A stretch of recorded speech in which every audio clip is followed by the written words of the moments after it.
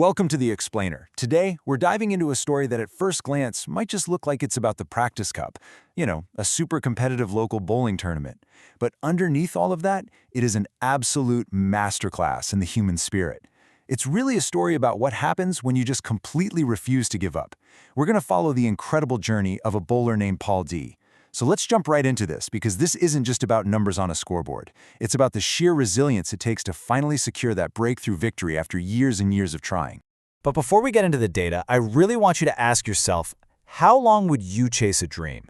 Think about a big goal you've set for yourself. How many times would you be willing to come up just a little bit short, pack up your things, and promise yourself that you'll try again next time?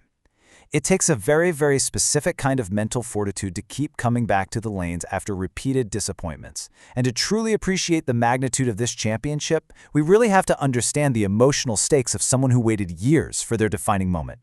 To get why this victory is so huge, we've got to look back at the ghosts of tournaments past. Paul D's history in the Practice Cup was basically defined by these agonizing near misses. He had been so close so many times. You know that gut-wrenching feeling when you can almost taste the win, but it just slips right through your fingers at the very last second? Yeah, that was Paul's narrative for years. And the thing is, he wasn't a bad competitor. Actually, scratch that, he was a great one. But the psychological toll of being a perpetual runner-up, that is incredibly heavy. It is beyond frustrating to constantly be the guy watching someone else lift the trophy. I mean, just look at the sheer scale of the heartbreak in those past tournaments. It was absolutely staggering. One of his most memorable close calls was this high-scoring shootout where Paul bowled an incredible 7-18 series. Now, in almost any other scenario, a 7-18 is a guaranteed championship. You bowl a 7-18, you are literally clearing space on your mantle for the trophy. But he ran directly into a buzzsaw named Herbert Medina, who somehow managed to put up a jaw-dropping 756. And falling 756 to 718 is just brutal, because you didn't lose by playing poorly, right? You lost while playing some of the absolute best bowling of your entire life.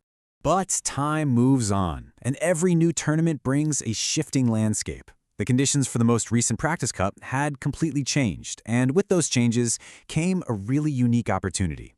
The lanes were fresh, the previous heartbreaks were firmly in the rearview mirror, and the whole vibe in the building was just different this time around. The stage was perfectly set for someone to step up, shake off the old ghosts, and totally rewrite their own history. Now, a really crucial piece of the puzzle here is who wasn't in the building. The competition featured some very notable absences. Regular contenders like Joe Berger, Carroll, and Bruce were unable to attend this time. And when you remove heavy hitters like that from a competitive field, it totally changes the psychological pressure of the event. The dynamic shifts entirely. Suddenly, the door is left wide open for a new champion to emerge. But hey, that doesn't mean the event lacked any flair. In fact, there was a special guest arrival that added this fantastic, fun dynamic to the whole competition.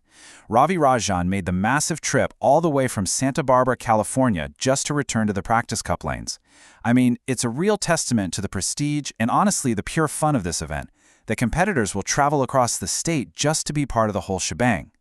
Ravi's presence brought this really great, fresh energy to a tournament that was already buzzing with championship pressure. Okay, so the stage is set. The door is open, the special guests are in the house, and this time, Paul D completely refused to let history repeat itself. Those agonizing second-place finishes, the almosts, the maybe next times, yeah, those were officially over. Paul stepped up, tuned out all the noise, and absolutely delivered when it mattered most. Boom, 643. He's secured his first ever Practice Cup championship with a massive 643 series. You can practically hear the roar of the crowd just thinking about it. A 643 is a phenomenal, championship-caliber performance.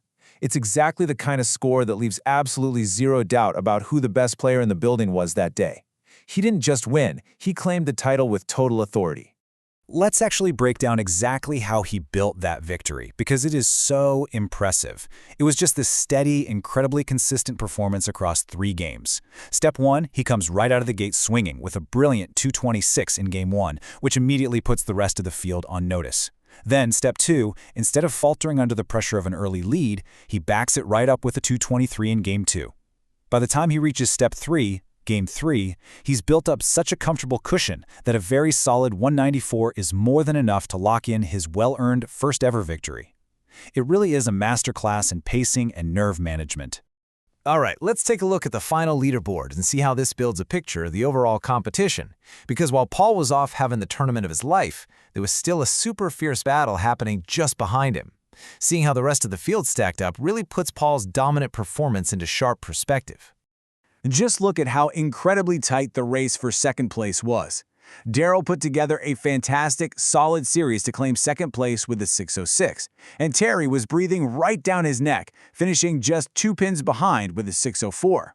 But then you have this massive gap up to Paul D at 643. He was literally playing in a league of his own that day. That huge gap right there, that is the definition of a breakthrough performance. Moving down the rankings for the rest of the pack, you'll notice Herbert Medina. Yep, the exact same competitor who broke Paul's heart with that 756 in the past. He finished in 4th place this time with a 564. Our special guest from California, Ravi Rajan, posted a very respectable 528 on his return to the lanes. And Wes rounded out the competitive group with a 499. Everyone fought hard for sure, but the standings make it crystal clear who owned the day. Now, I know it's easy to view this as just a local sports recap, right? Some people bowled, someone got the most points, and they all went home. But what we really have here is a masterclass in persistence. The ultimate prize wasn't just those 643 points. It was the mental fortitude it took to keep showing up until those points were finally his. If we really break it down, there is a distinct formula that made this milestone the absolute highlight of Paul's Practice Cup career. First, years of persistence. He didn't quit when things got hard. Second, steady improvement. He clearly analyzed his game and kept sharpening those skills. And third, overcoming close calls. He didn't let the heartbreak of losing to a 756 destroy his confidence. No, he used it as fuel. And honestly, this formula applies to business, to art, to learning a new language, literally whatever it is you're trying to master. If you take just one thing away from this explainer today, let it be this. Years of persistence validate the grind. It was a tremendous day and a massively well-deserved milestone. The emotional payoff of this long journey is exactly why we love stories like this. It proves that coming agonizingly close doesn't mean you're a failure. It means you are getting closer and closer to your breakthrough. So I'll leave you with this final thought. What long-term goal are you willing to keep fighting for? Where in your life are you currently the runner-up, just waiting for your own 643 series to finally break through? Take a page out of Paul D's playbook, guys.